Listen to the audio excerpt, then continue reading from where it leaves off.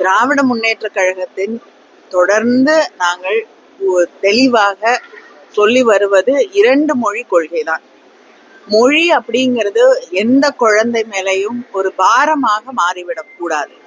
பல மொழிகளை கற்றுக்கொள்ள வேண்டும் என்று ஆர்வம் இருக்கக்கூடிய மாணவ மாணவிகள் நிச்சயமாக அதை தேடி அவர்கள் படிக்கக்கூடிய அத்தனை வாய்ப்புகளும் இன்றைய உலகத்தில் இருக்கிறது. நிறைய மொழிகளை கத்துக்கணும்னா அதற்கான வழிமுறைகள் இருக்கு. ஆனா பாடத்திட்டத்தோடு ஒவ்வொரு குழந்தை மேலையும் இன்னொரு சுமையாக மொழியை மாற்றுவது அப்படிங்கிறது ஏற்றுக்கொள்ள முடியாத ஒன்று. தொடர்ந்து ஒன்றியத்தில் இருக்கக்கூடிய பாஜக அதை செய்து வருகிறது.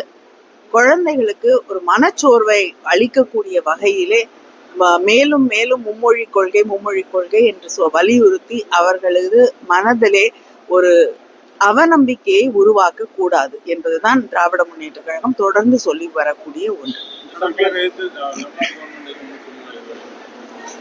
அவங்க ஒன்றிய அரசாங்கத்தை எதிர்த்து எதுவுமே பேசுவதில்லை என்ற நிலைப்பாட்டை எடுத்திருக்கிறார்கள். அதனால அவங்களுக்கு கிட்ட இருந்து நம்ம எதிர்பார்க்கிறதே தப்பு.